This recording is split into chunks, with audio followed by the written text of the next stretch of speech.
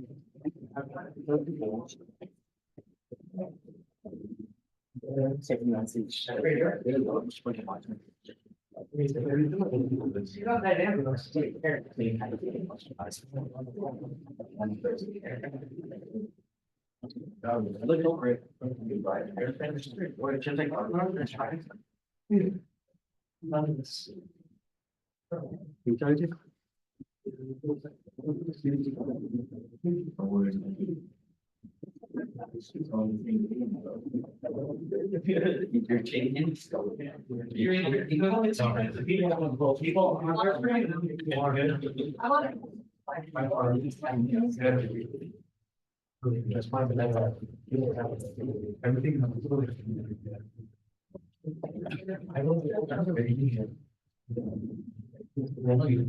All right, it's 1 o'clock. Let's go ahead and get started. All right, good afternoon, everyone. How's everyone doing today? Good, good to hear. It's a nice, beautiful day today. Hopefully, we're gonna get more spring weather coming soon. Okay, so today is going to be another convection day. So we have a little bit to finish up with external convection. So we're going to talk about flow over a cylinder slash blunt body. So we're going to finish that up, do an example with that. And then we're going to move on to our next topic, which is internal convection. So how we compute convection for internal flows. So that's typically flow in a pipe.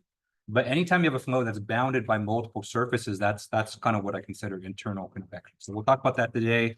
What you're going to see is that it actually does make a pretty big difference in terms of how we view the situation and how we actually compute things. And so that'll be pretty interesting there. Okay, so other announcements that I have is that I did bring the exams again today. So today will be the last day I bring the exams to class. So if you don't pick up your midterm exams today, you're going to have to come to my office and pick it up. And other announcements that homework 4 is due this, I believe it's this Friday. So make sure you guys are working on that. You guys should have, after today, you'll definitely have everything you need to finish up the homework. So definitely get working on that. If you have questions, just let me know. Okay. Any questions about anything before we get started for today? Okay, all right, so let's pick up where we left off. Okay, so where we left off last Thursday was we were talking about external convection.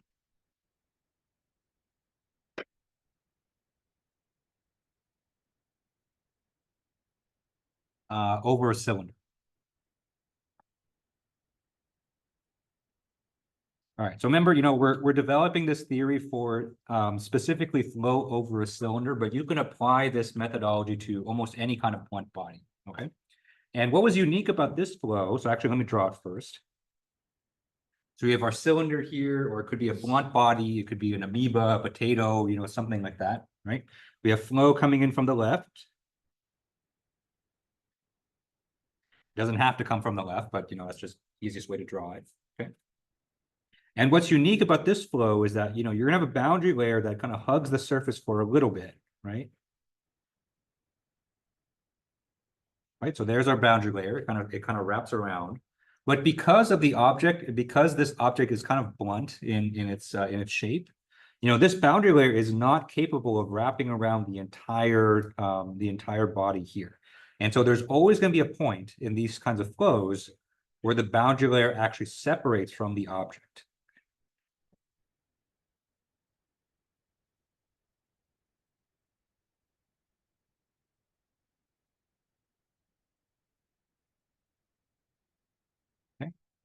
And that's kind of the key to these whole flows. And so, again, we're doing this for a cylinder, just because I think a cylinder is the easiest to draw. But, this applies to spheres. This applies to anything that's going to produce, if you were to blow air at it or fluid at it, if it's going to create some kind of wake region behind it, this theory kind of applies to it.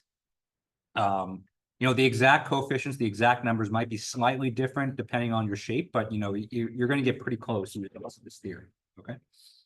So basically any object where if you blow fluid at it, it produces a wake, then this theory will apply.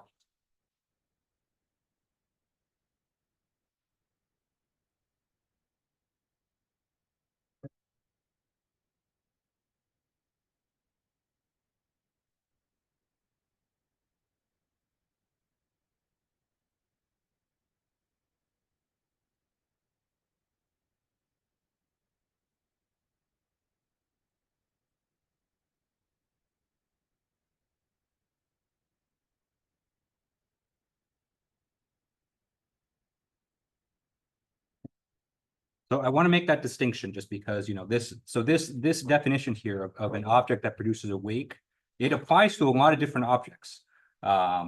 Because for most objects, if you're going to blow fluid at it, it's going to produce a wake, unless it's a specifically designed object to not produce a wake or to produce a small wake, like an airfoil. So this won't apply to an airfoil or any kind of aerodynamic object.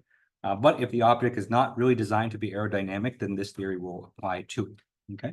And so these types of geometries we often call a blunt body. Okay. Okay. And so just like we have been doing for the past week and a half or so, what we're interested in is we're interested in computing the convection coefficient in this flow. And to do that, we need to be able to solve for the Nusselt number for these types of flows.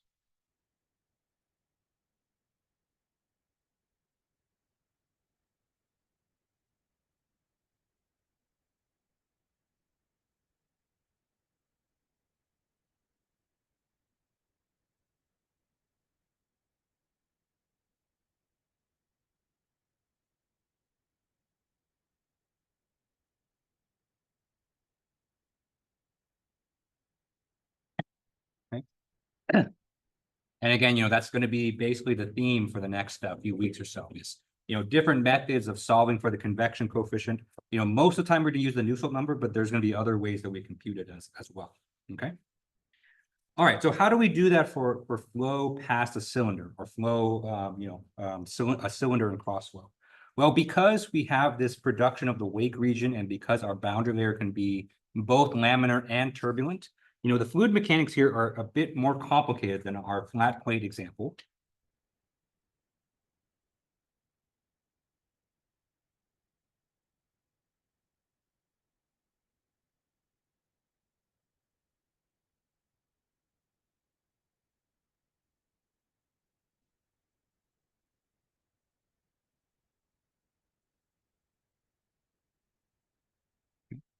And so because, we have some kind of complex fluid mechanics going on, we have to use kind of a different correlation. Our correlation is going to have different regimes.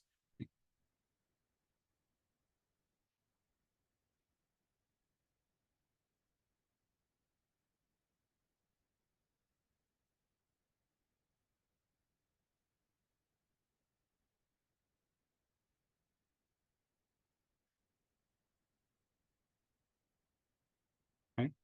And so it's not going to be, so the flat plate was kind of the simplest case where flat plate was either we had laminar flow or we had turbulent flow. We had kind of another formula there if we had a mixed boundary layer, but for the most part, you're going to be either fully laminar or fully turbulent. The cylinder and cross flow is a little bit more complicated because we have to account for different regimes of the Reynolds number. Okay. Okay. So our relationship here looks like the following. So our formula for the Nusselt number. Okay. I'm going to give it a subscript D because the D there stands for diameter of a cylinder. Okay. It's going to be C times the Reynolds number with respect to the diameter raised to the M power multiplied by the Prandtl number raised to the 1/3 power. Okay.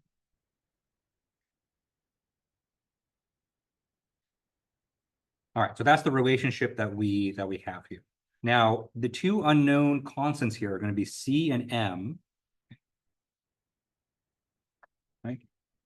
And based on experimental measurements, the values for C and M depend on the Reynolds number. Okay, so the table looks like the following. So we have the Reynolds number with respect to the diameter. We have the value of C, and we have the value of M. Okay. And we're going to post this table. We're going to write this table for several different regimes of the Reynolds number. Okay, so we're going to go from laminar to turbulent, basically. So from low Reynolds number to high Reynolds number flow. So the first regime that we have is when the Reynolds number with respect to the diameter is 0.4 to 4. Okay. So this is very slow, very laminar flow, either that or this is flow on a very, very small cylinder. Okay. So for this type of flow here, our value for C is going to be 0.989. And our value for M is going to be 0.330. Okay. So in these types of problems, what you're going to do is that you're going to first compute the Reynolds number for the flow. And then depending on where you are in this table, That's going to tell you the value for C and M for your Nusselt number correlation.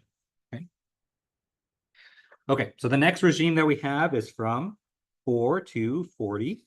Okay. So still pretty laminar, but but we're kind of inching up.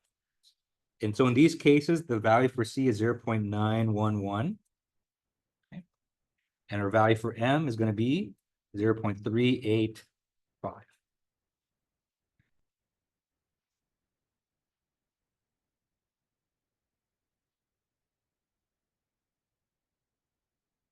Okay, next regime is going to be from Reynolds number 40 to Reynolds number 4000.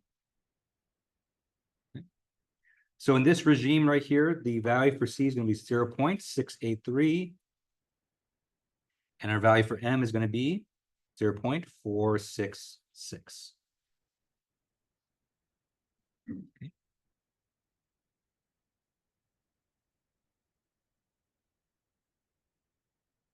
All right, next regime is going to be from Reynolds number 4000 to 40,000.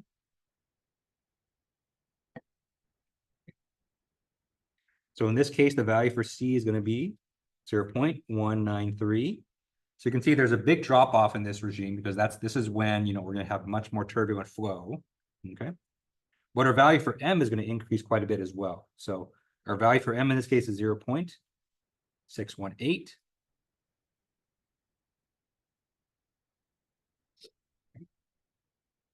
And then the final regime that we have here is from Reynolds number 40,000. Add comments here just to make it a bit more readable. All the way up to Reynolds number 400,000. Okay. And so in this case, the value for C is going to be 0.027. And our value for M is going to be 0.805.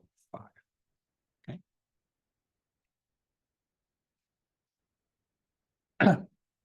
Now, what happens beyond 400,000? It is possible to get Reynolds number higher than that. This table does keep going, but for most practical cases, this table is going to be enough for our case. And if you have Reynolds number less than 0.4, it is possible. So in that case, you would have pretty much creeping flow. And in that case, you would have almost no boundary layer separation. And so that also changes the numbers as well. But at that case, you almost have no convection anyway, because the flow is just going so slow compared to the cylinder. Okay. Okay. Oh, and by the way, so the Reynolds number we compute here is a little bit different than our flat plate one. Okay. So this is Reynolds number based on the diameter. And so the way to compute this is you take U infinity, or the free stream velocity, you multiply it by the diameter of the cylinder, and then you divide that by the kinematic viscosity. Okay. So just be careful, because sometimes these problems they'll give you the length of the cylinder, but you're not actually using the length to compute the Reynolds number, because the flow is not going in that direction. The flow is going in the diameter direction. So you want to make sure you use the diameter for this Reynolds number.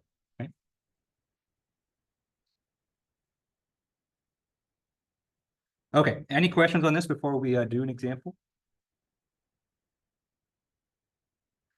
Okay. All right. So let's do an example and let's kind of see how this whole thing goes. Okay.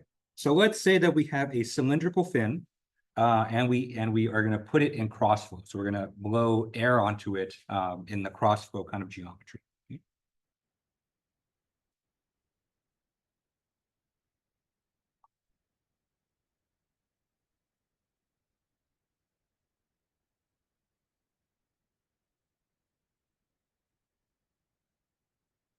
Okay. So we have our cylinder here. We're blowing air at it. Okay. At a certain speed, U infinity, which we're going to say is 0.1 meters per second.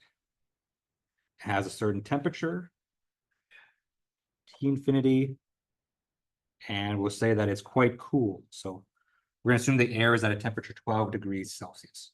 Okay. Okay. The diameter of the cylinder, we're going to say is 12 millimeters. Okay. And then going into the page, the length of the cylinder is going to be 80 millimeters.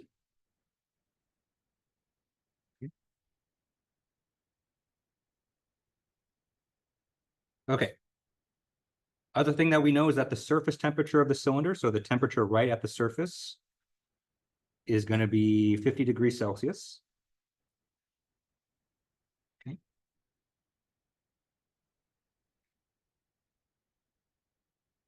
All right, and so in this problem, we're going to compute two things. Okay. First thing we want to compute is we want to compute the convection coefficient.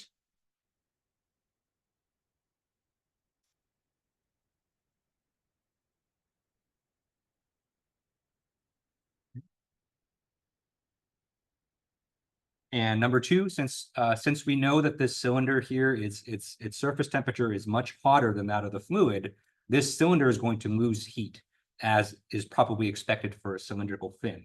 And so in part two, what we want to do is want to compute the rate of heat dissipation from the fin.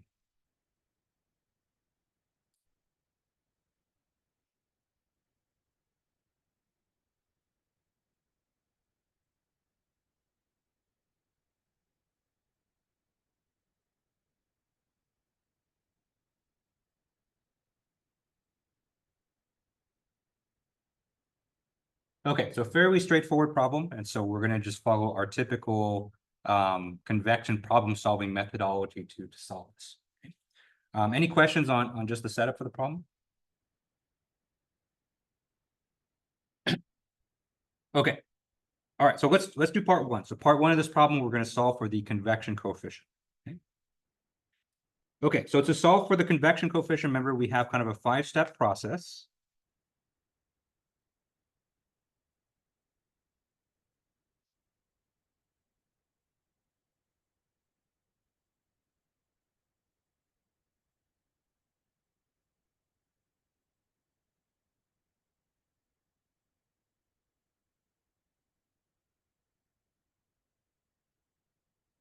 Okay.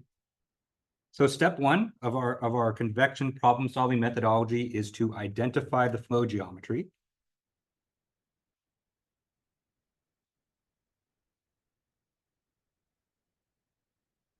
Okay. Which I know, in a lot of cases is going to be obvious, but if you haven't gotten started on the homework, for some of the homework problems you'll see, it's not always 100% clear what the geometry is. And so, identifying it and writing it down is an important step. Okay. But for this case, it's fairly straightforward. The only thing we've been talking about today is just cylinder and cross flow. So let's go and write that down.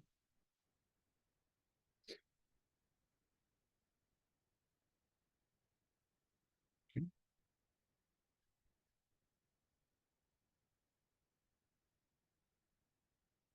All right.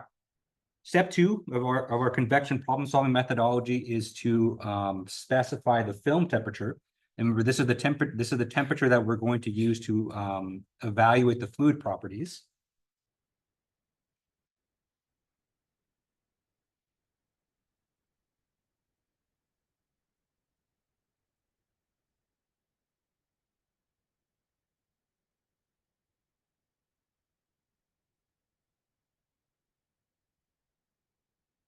Okay. So the way that we compute the film temperature, remember, is we just take the average of the free stream temperature, T infinity, and the surface temperature, Ts. Okay. So we're going to add those up, divide by 2. And what we get in this case is 31 degrees C.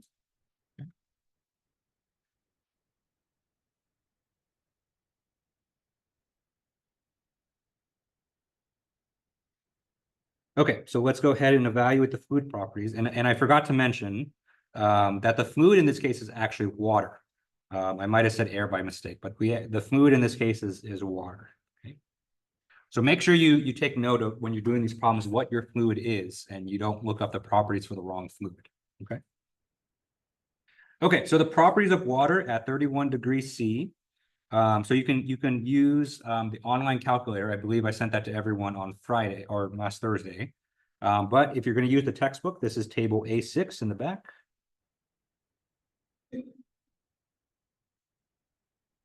Okay. And so with this, we get a kinematic viscosity of 7.73 times 10 to the minus 7 meters square per second. Okay. The thermal conductivity of water at that temperature is 0.62 watts per meter Kelvin. And the Prandtl number is 5.20. Okay.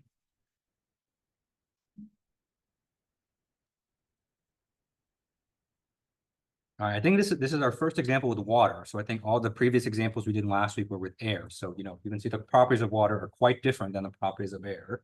Okay.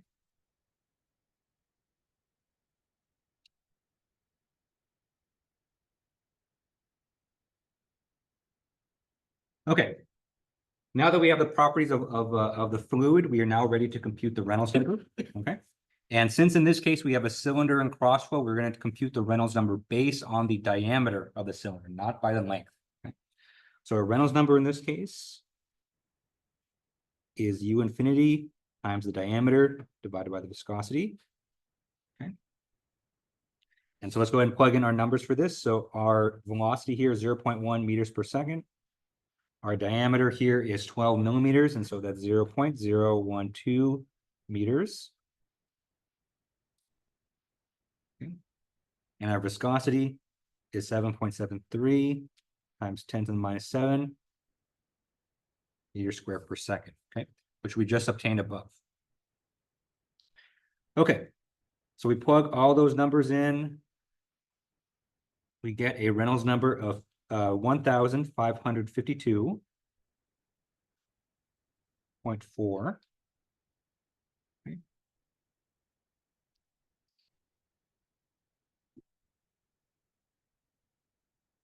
Okay.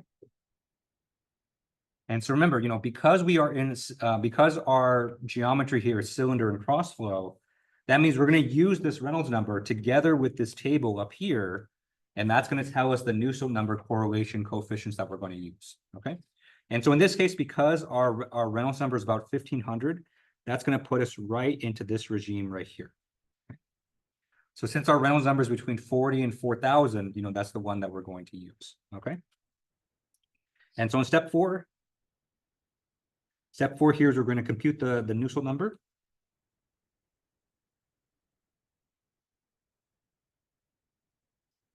Okay. And so plugging in the coefficients from the table, we have 0.683 times the Reynolds number with respect to the diameter, raised to the m power. So that's going to be raised at 0.466 power times Prandtl number to the 1/3. Okay.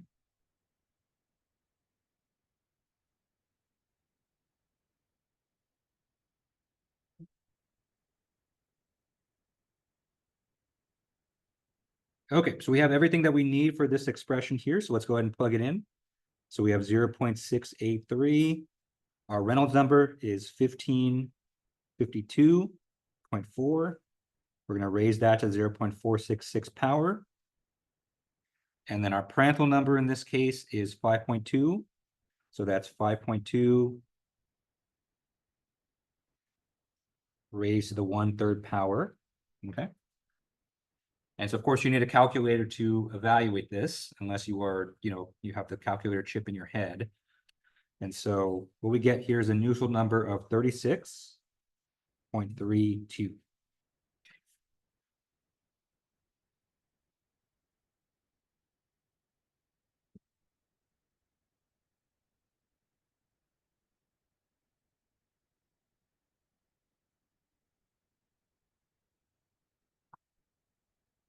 Okay. And now that we have the Nusselt number, step 5 here is just to plug in and compute the convection coefficient from this Nusselt number.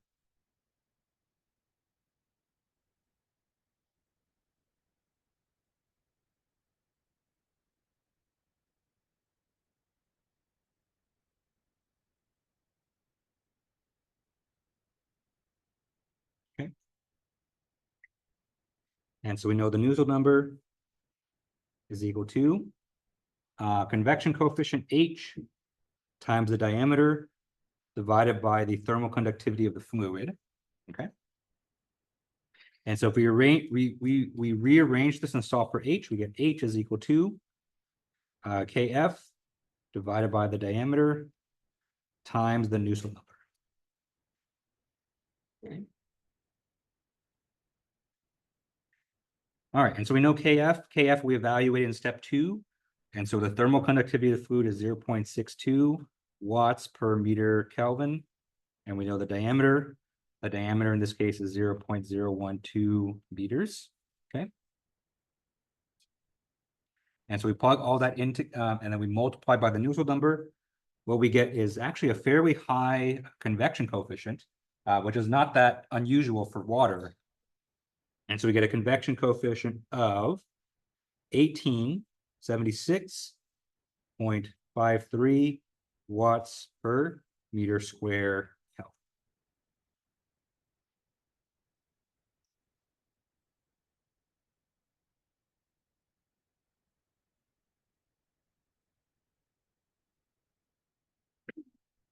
And so that's part 1 of the problem. So part 1 just asked us to solve for the convection coefficient, and we did just that following our convection problem solving methodology. Okay. All right, any questions on this part of the problem here? Okay, good. All right, so that's part 1. So part 2 asks us to compute the heat dissipated from the cylinder.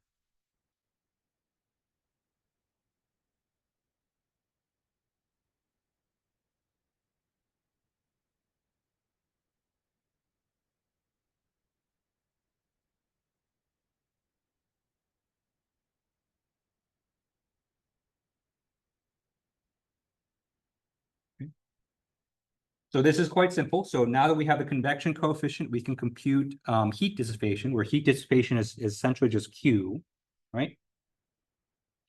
And so we have a heat convection problem here. So we know our typical formula for this is going to be Newton's law of cooling.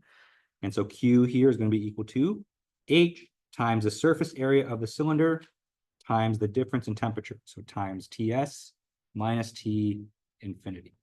Okay.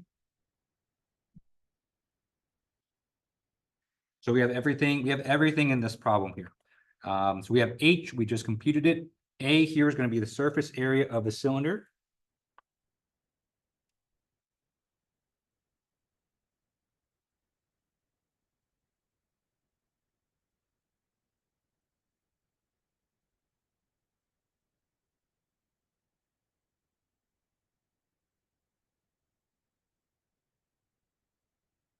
Okay. And so we know the surface area of a cylinder is going to be the perimeter of the cylinder. So that's pi times the diameter times the length. Okay. And of course, we know the temperature difference as well. So we know the surface temperature, we know the ambient temperature. And so this is just simply plugging everything into this formula here. And what we get is Q is equal to 0.645 watts.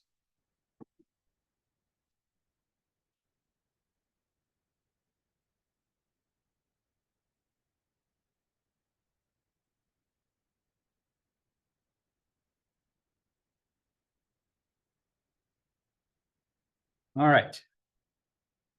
So that's the last example that we're going to do with external flow. Any questions on this example here? Okay. All right. So for external flow, we went over 2 main geometries. So we went over flow over a flat plate, which is, if you have flow that's going over an extended flat surface, you can use that theory to compute the convection coefficient.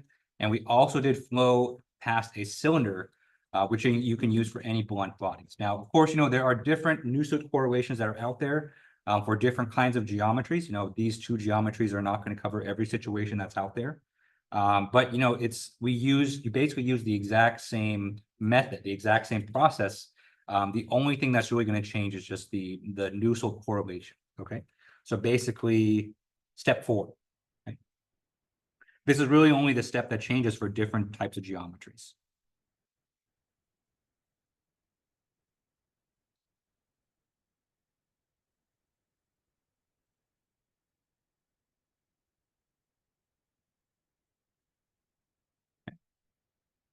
And so actually, if you look in the textbook, if you did pick it up, the textbook actually goes over quite a few other geometries for external flow convection. They're all useful, they're all really interesting, but they all just kind of follow the same methodology. So, I'm kind of stopping it here just for the sake of time, just so we can move on to other stuff. But this kind of methodology or this process of solving for the convection coefficient is used for, lots of different types of geometries. And, the main difference is essentially this step right here, okay? Everything else is essentially going to be the same, except, well, step one, of course, you have to identify the geometry. But, film temperature, Reynolds number, computing the convection coefficient from the Nusselt number, all of those steps are the same. The only thing that changes is just the exact coefficients for the Nusselt correlation. Okay. But that's all I want to say for external convection. Let's go on. Let's go ahead and move on to the next big topic, which is internal convection.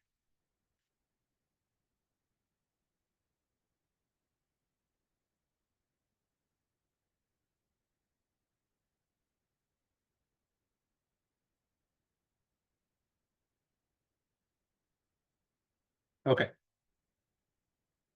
So what is internal convection? So internal convection, this is going to cover flow situations where the flow is bounded on all sides.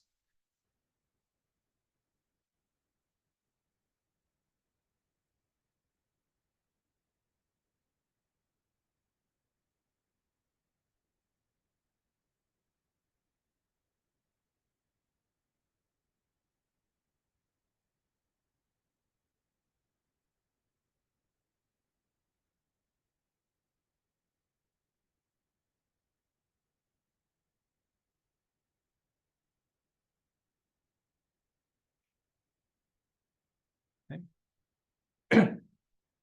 So probably the most common example of this, and the example I'll probably refer to the most in this section here, is flow in a pipe.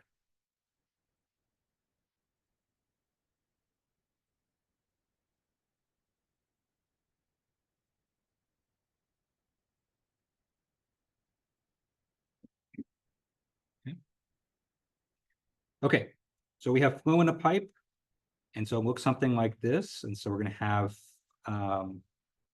bounding surfaces both on the top and the bottom. Although for a cylindrical pipe, you have bounding surfaces all around. Okay.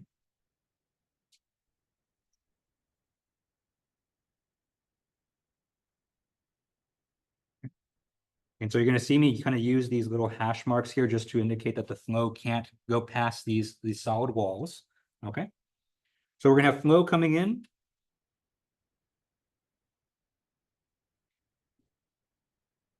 And we're going to assume the flow is going to have some free stream velocity coming in, just like we did for external flow. Okay.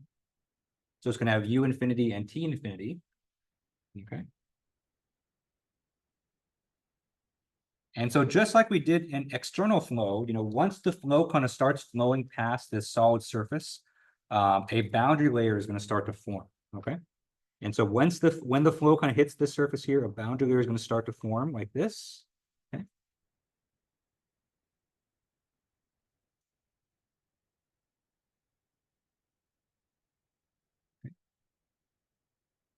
Okay. But since the flow is bounded on all surfaces, the flow is flowing past the top surface just as much as it is flowing past the bottom surface as well. And so what's going to happen there? And so on the top surface here, a boundary layer, another one, is going to form as well.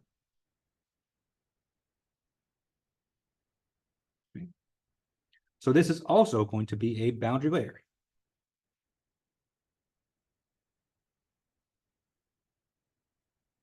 Okay. All right, so the main thing that you should see here is that eventually, when your flow is bounded on all sides, eventually the boundary layers are going to find a point where they all kind of meet up.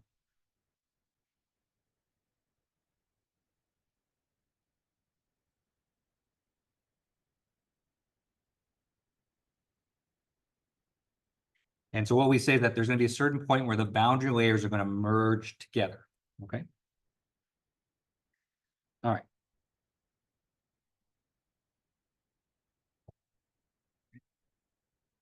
And that's going to be a very important part of the flow, because once you kind of reach that point, right, the point where the boundary layers merge together, what we say is the flow then becomes fully developed.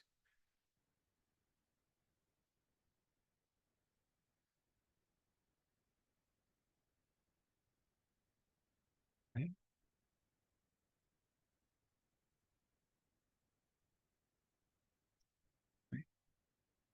And so within the fully developed region, you can say that the entirety of the flow, or all the flow within the pipe, is within a boundary layer, right? That's one way that you can say it, although typically we don't really describe it like that. Typically, we say that the flow is kind of fully developed at that point, okay? And then this region at the beginning here, when the flow is kind of still developing and the boundary layers are still kind of developing, we often call this the entrance region.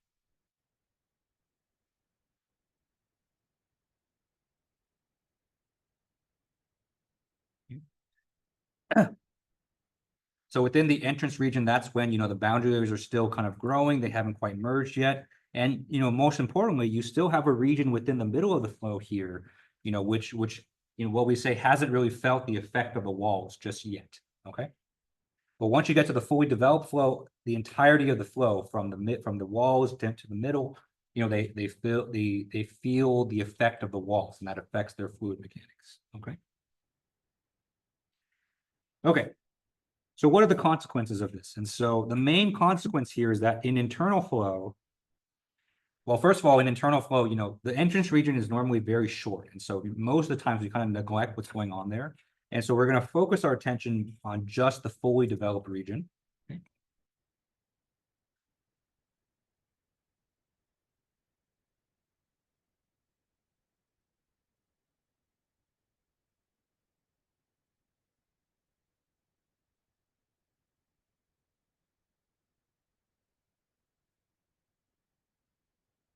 Okay. And because we're going to focus on the fully developed region, this notion of the free stream, so, U infinity, T infinity, those no longer really exist in the fully developed region.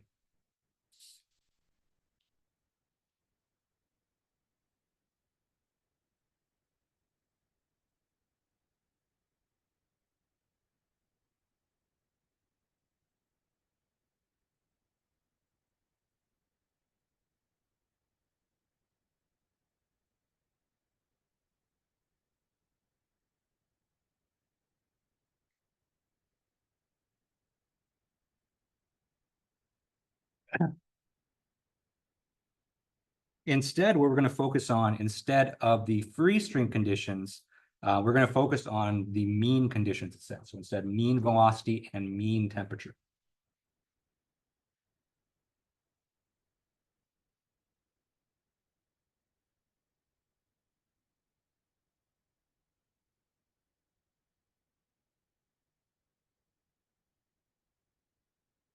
Okay. So you're going to see in our formulas, we're going to have UM. So UM stands for mean velocity. And TM stands for mean temperature.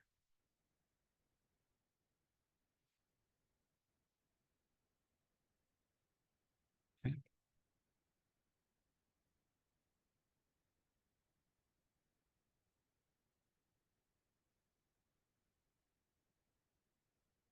Okay. So when we compute things like, the Reynolds number, okay, instead of U infinity, we're going to have UM times the diameter divided by the viscosity.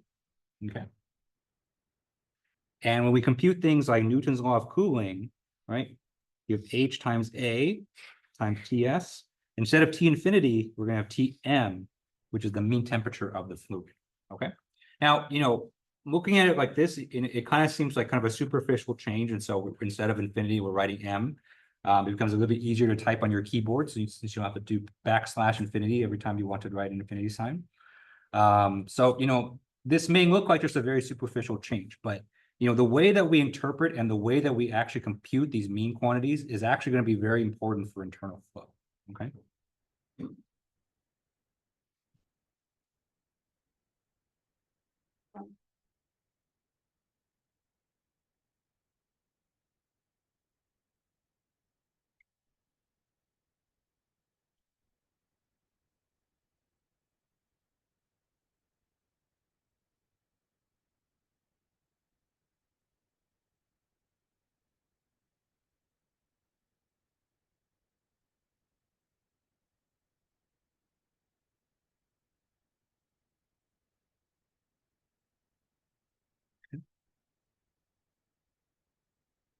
Because up to this point, basically all the convection that we've done, at least the way that we've used it in the previous unit and so far in external convection, we've always just assumed that these free stream conditions are kind of unchanging. And so it doesn't really matter what you do to the fluid, T infinity and U infinity are not really going to change.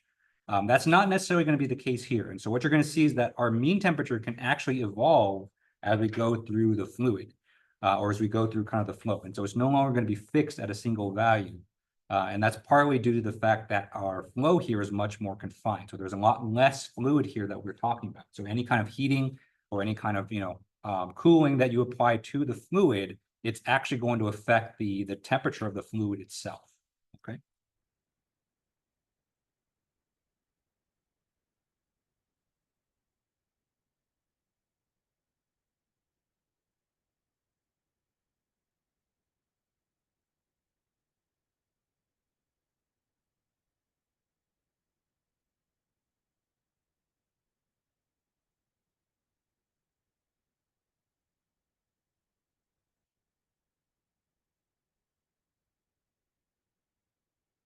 Okay. And so previously, when we talked about the free stream conditions, we kind of consider them to be kind of like a reservoir, like an abyss, right? That's not necessarily going to be the case now.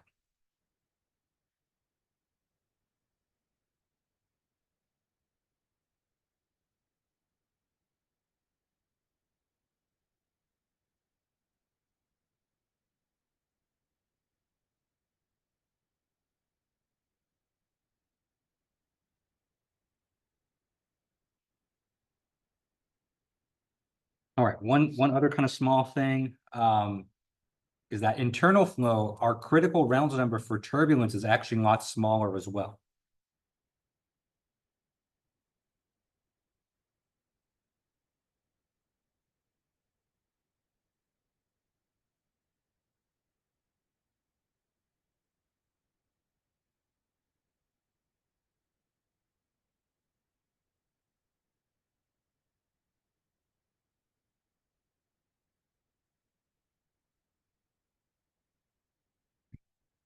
So our critical Reynolds number for internal flow, right? So previously for external flow, at least for flow over plate, we assumed that the critical Reynolds number for turbulence was 5 times 10 to the fifth, which is about 500,000. For internal flow, the critical Reynolds number is only 2,300, okay? And so if your Reynolds number is above 2,300, which is much, much smaller, then you're going to have you're going to have turbulent flow, okay? It's a lot easier to reach turbulence in internal flow, just because there's just a lot more chaos that can occur. But also in internal flow, your length scales are going to be much smaller as well. And so, this may seem kind of smaller and kind of easier to obtain, but it's partially just because the flow dimension is just going to be a lot smaller. Okay. Any questions on this so far? Okay, good. Okay, so let's start talking about those mean quantities, because that's going to be key to our whole situation. So let's start with the mean velocity. Okay. So this is going to be a little bit review of fluid mechanics here. Okay. I'm not going to spend too much time on it just because this is a heat transfer class, but it's important to review just a bit. Okay. Okay, so whenever you have flow in a pipe or you have flow in some kind of internal system, most of the time the driving force behind the flow is going to be some kind of pressure gradient within the flow itself.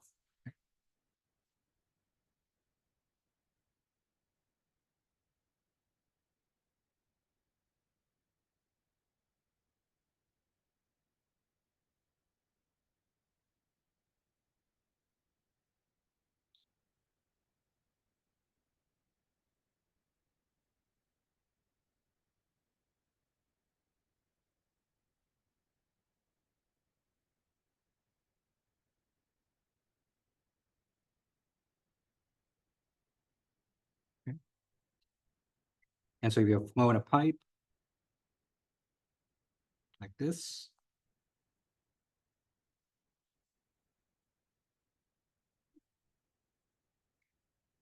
in order to drive fluid from the left to the right, and so if we have flow going this way, right, there has to be a difference in pressure within the pipe itself, okay? Right, and so in order for there to be flow, the pressure at point 1 has to be greater than the pressure at point 2, okay?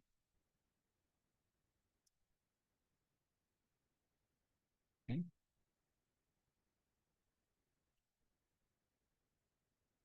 Right.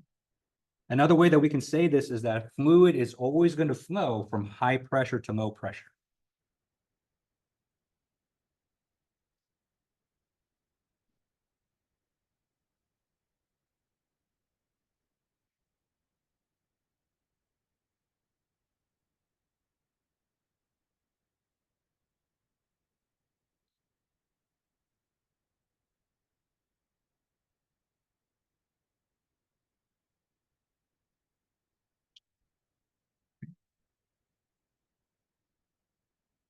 All right, so hopefully that sounds familiar, and I did say that in a very intentional way because that's how we understand heat transfer. Because in heat transfer, we know that heat is always going to go from high temperature to low temperature, and so fluid mechanics is essentially the same thing, although fluids is a bit more complicated. But for fluids, you're always going to go from high pressure to low pressure. Pressure is kind of the driving force between a lot of fluid. Okay. Okay. So that's kind of the first thing, is that you have to have some kind of pressure gradient. And so the way that we express pressure, the way that we express pressure gradient is usually with some kind of derivative quantity. So this dpdx, or sometimes just say dpdz, that's a bit more appropriate sometimes, okay? Where the z direction is usually the direction of flow. Okay? So this dpdz here, this represents our pressure gradient.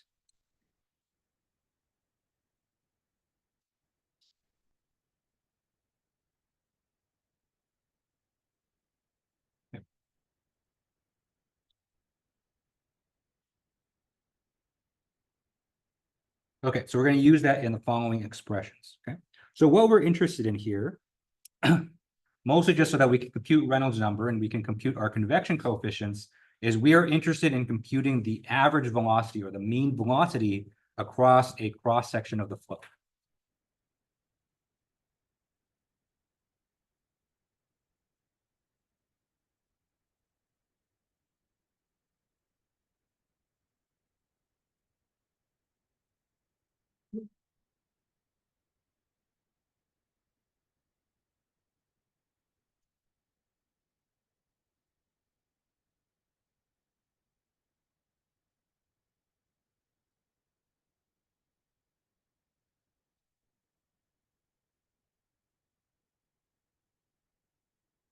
Okay.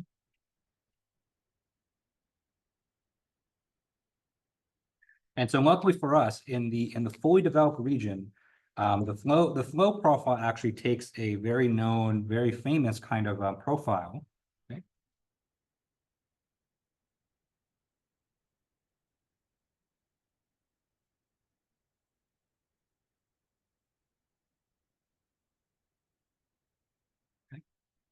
And so you might have heard this term from your fluid mechanics classes, that for flow in a pipe, your velocity profile usually follows a parabolic shape. And so there's going to form a parabola within the pipe itself.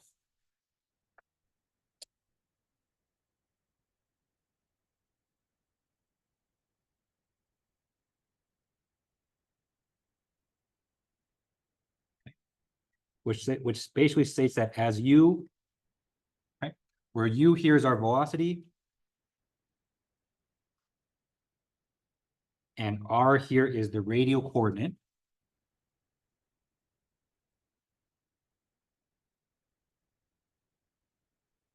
Okay. A parabolic velocity profile basically means that this velocity is going to change about according to r squared. Okay. So I'm not going to write the full expression just because, it's kind of a messy expression here. So we'll say that u of r here is approximately equal to r squared. Okay. That's what it means for it to be a parabolic profile. Okay.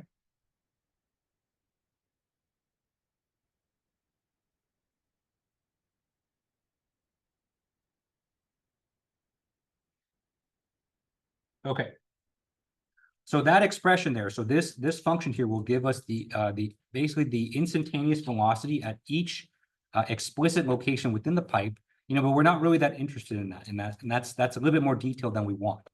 And so what we want to do is we want to take this function and we want to take the average of that function with respect to R.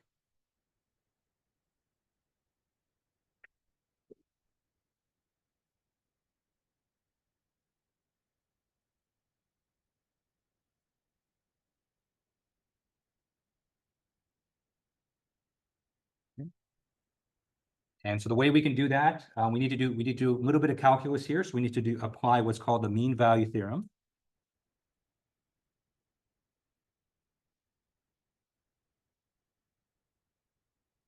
Okay.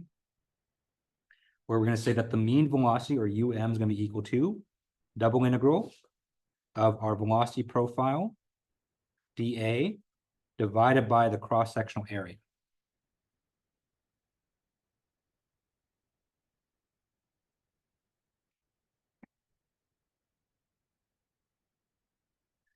Okay, so of course, I'm going to be skipping all these details, but all these details are in the notes. And so if you want to see that derivation of plugging in this velocity profile, taking the double integral, dividing by the cross-sectional area, okay, all that is there in the notes. But if we do all that, then the mean velocity that we obtain for a parabolic velocity profile is going to be equal to minus big R squared divided by 8 times mu. Okay. So that's a factor there that accounts for the geometry, it accounts for the viscosity, multiplied by our pressure gradient, dP dz. Okay.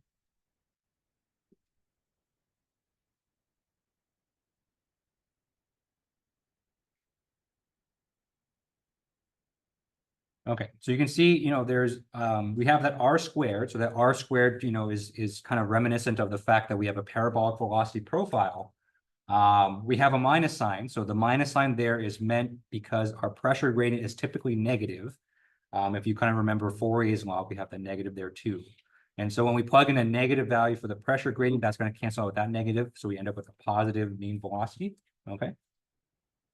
And this mu here on the bottom, this right here is the dynamic viscosity of the fluid.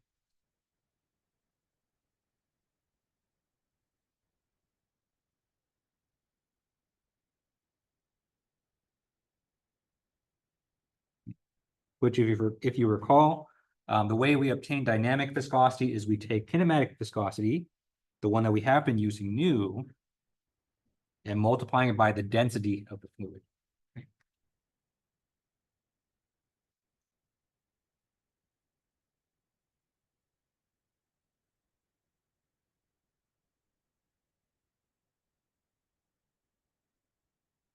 Okay.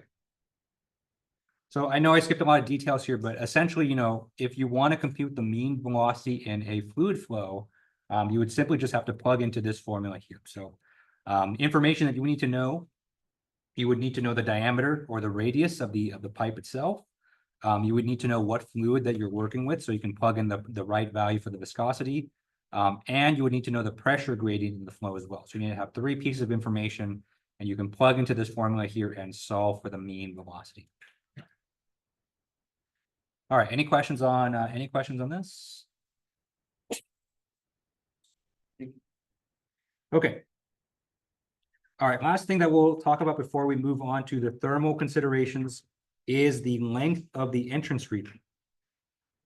Because actually, you can actually compute the length of the entrance region, or at least you can estimate.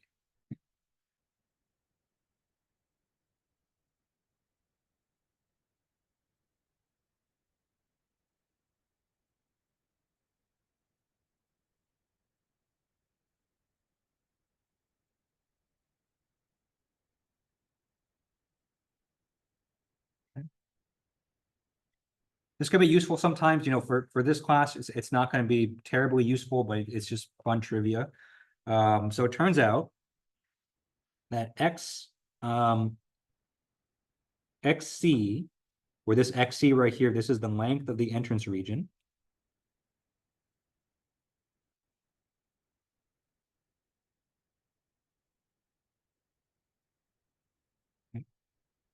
we can approximate it using the following formula. So it's going to be equal to 0.05 times the diameter of the pipe times the Reynolds number as a function of the diameter.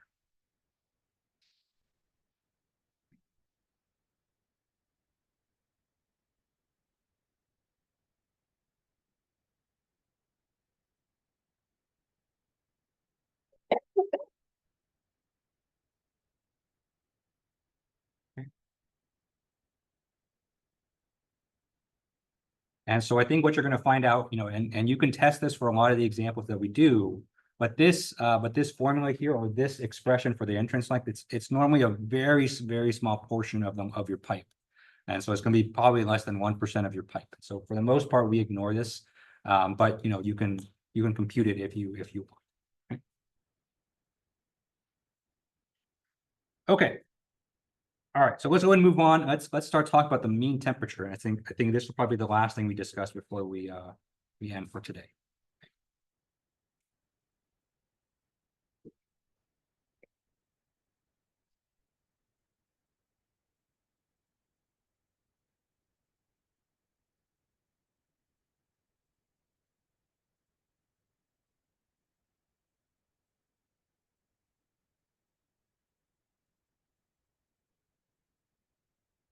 Okay, so we just got finished talking about the mean velocity and how we computed that. Okay. Now the mean temperature is something we're also going to need to in our calculations. Okay. But there's kind of one big important difference in the mean temperature compared to the mean velocity, and especially compared to the free stream conditions that we did before as well. Okay.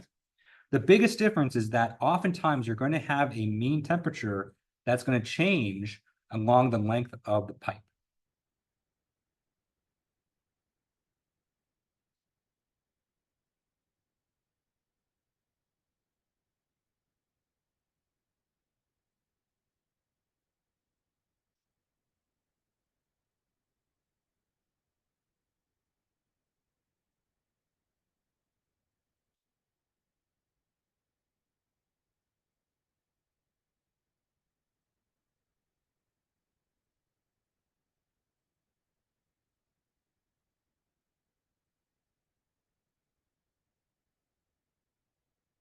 Okay. And that's going to present kind of a lot of complications for our calculations here. Okay. Okay, so if you have your pipe here, right, so we have our internal flow.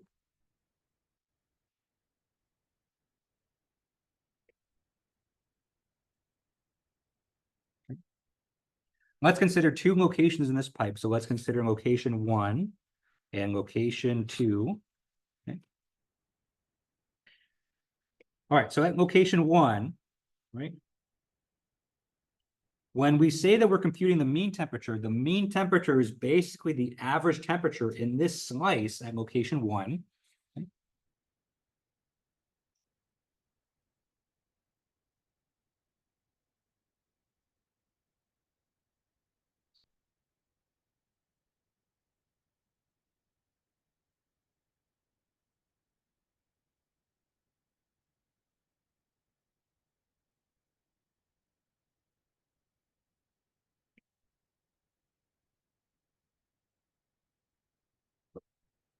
Right.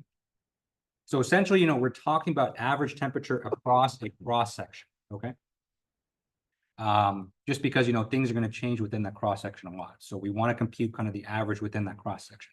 Same thing for location 2. So for location 2, when we're talking about the mean temperature at location 2, right, we're talking about the average temperature within the cross section of that location there.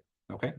So the only dimension here that's important, or the only one that we're going to be worried about, is the z coordinate. Okay. So the z coordinate here tells us different locations along the pipe at which we can kind of measure our fluid properties. Okay. Now, what this first statement is saying is that the mean temperature is going to change along the length of the pipe, right? So that means the mean temperature at point 1, right? So we talk about mean temperature at point 1 and the mean temperature at point 2. These are often not the same. And so in fact, they're, going to be different if you have any kind of heat transfer in your fluid flow.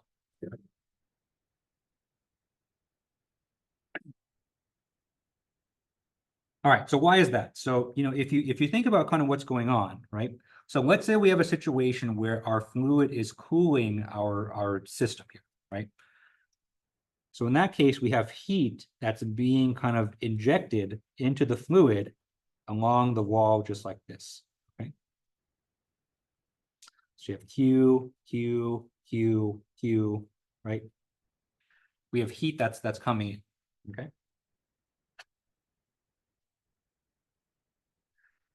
All right. And so we're adding energy to this flow as it's kind of going along, right? Now, previously in external flow, for the most part, we kind of ignored this Q because what we said in external flow is that there's just so much fluid around it that just a little bit of heat is not going to affect the temperature of the fluid. So we basically assume the free stream conditions were constant, okay? That's not the case here. So when we have internal flow, right, we can put a box around all the fluid that's going to be between points 1 and point 2. Okay. So between points 1 and point 2, we have here a finite amount of fluid.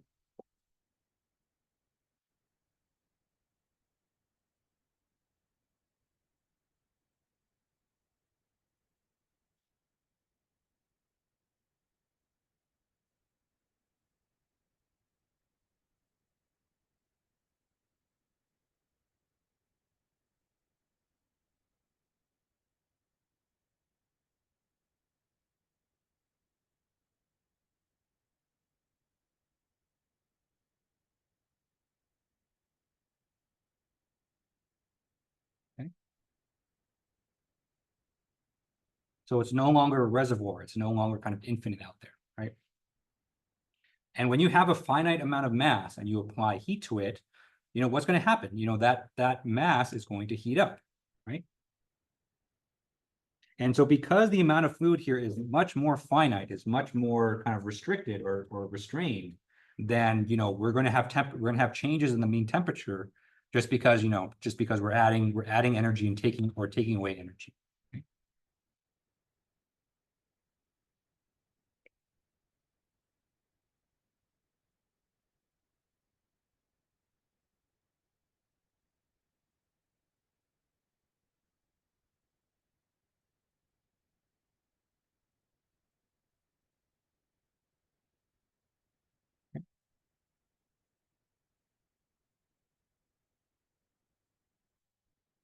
Okay. And so because of this, our mean temperature is going to change. And so, a big part of internal flow is going to be kind of figuring out different ways of how do we compute actually this change in mean temperature from point to point within our flow. Okay. And that, of course, is going to affect our calculations as well. Okay. Any questions on this so far? Okay, good. All right, so we've established that our mean temperature here is going to change. Okay. What's actually interesting is that if you actually look at a typical internal flow, so you look at flow in a pipe with heating being added or cooling being added, right? The temperature of the fluid is going to change, but the actual shape of the temperature profile is actually not going to change in the flow, right? So even though the actual mean temperature is shifting up or shifting down, the actual shape of the profile is actually staying the same. And that's pretty consistent with fluid mechanics as well, right? Remember, with the fluid mechanics here, we talked about that the velocity profile in a pipe is parabolic, right? Now, there are situations where your mean velocity can change. And so let's say that you have a tapered pipe, right? So you have kind of a nozzle that's coming in, right? And so when you have a tapered pipe, right, in order for conservation of mass to be satisfied, the flow has to speed up, right? And so the velocity at the left side is going to be less than the velocity at the right side, okay? That's just conservation of mass, and so you've learned that in fluid mechanics. But even though the flow is speeding up, right, at both locations here, so both at location 1 and location 2, right? The velocity still exhibits a parabolic profile.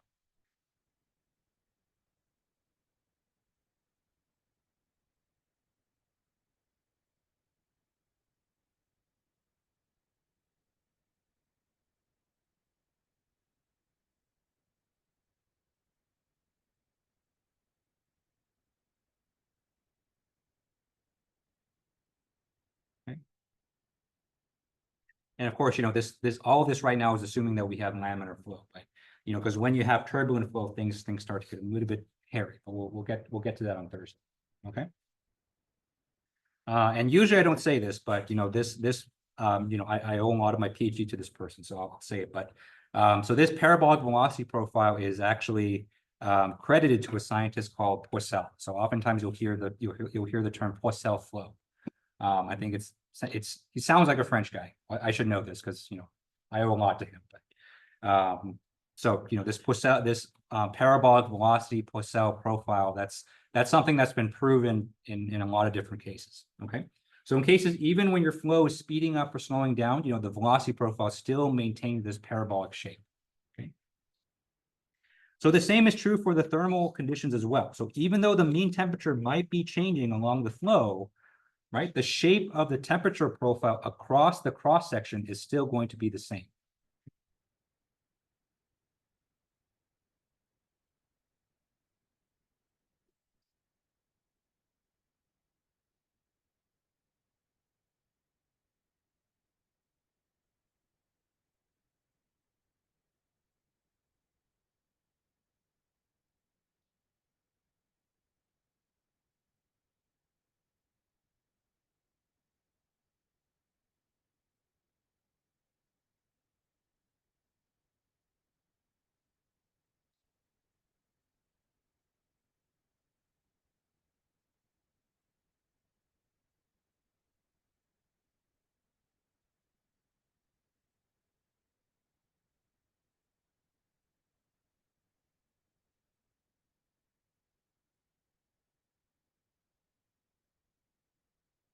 Okay.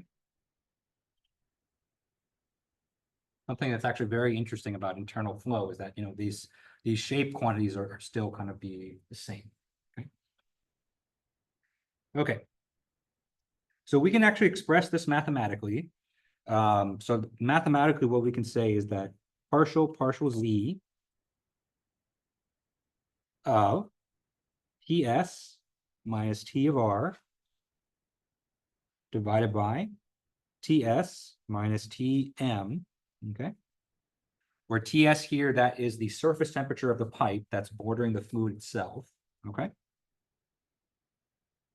And T of R there is the kind of instantaneous temperature across the cross section, right? So if our shape is going to be the same, then this quantity, when we take the derivative with respect to z, right, is going to be 0. And so what this is telling us is that the shape of T of R does not change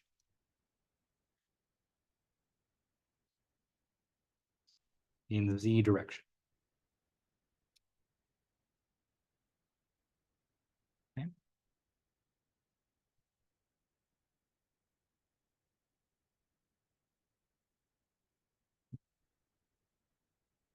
And this is really helpful for us because if you kind of work through this a bit more, so there's a bit more to this proof.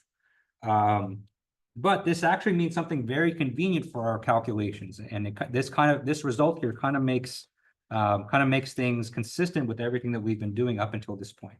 And so what this basically means that in internal flow, this means that our convection coefficient is also going to maintain the same value across the entire fluid flow. Okay.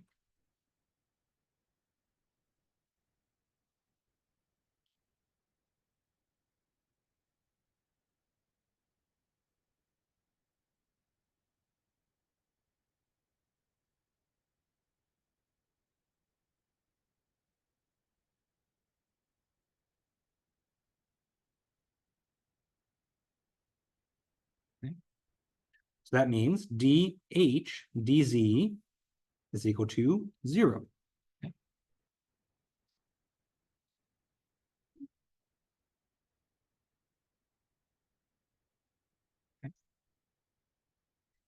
And this actually gives us a very, very interesting conclusion here. And kind of the last thing I'll kind of leave you guys with today is that if H is constant,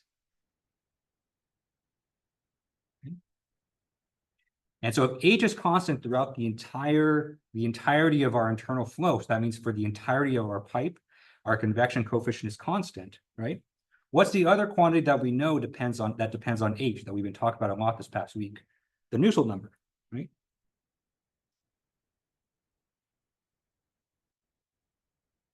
Okay.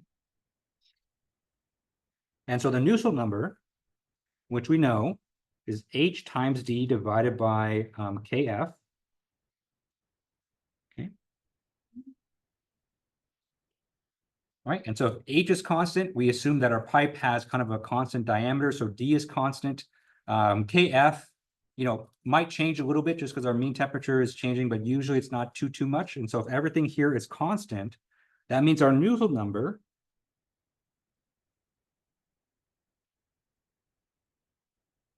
is also going to be constant.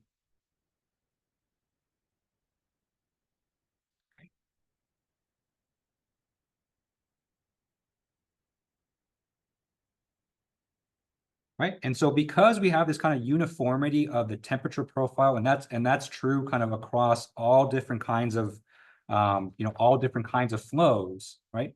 That means our Nusselt number here is actually going to be constant. And so this actually presents us with a very, very important result here, and that we're actually going to have some magic numbers. And so you probably heard in your previous classes that there's no magic number with this. Well, in internal convection there is magic numbers, and so the magic number.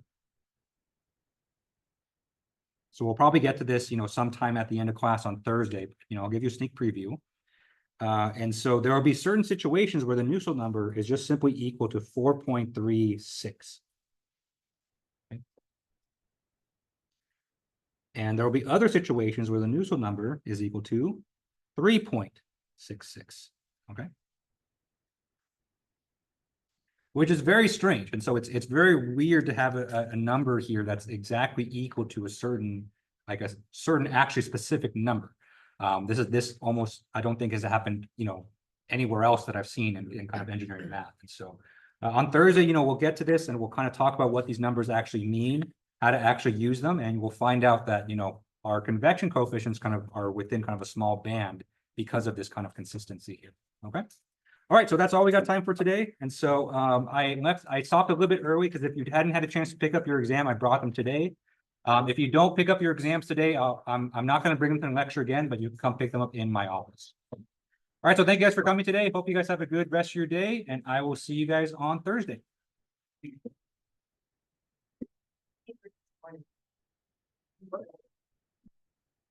I didn't know my notes out.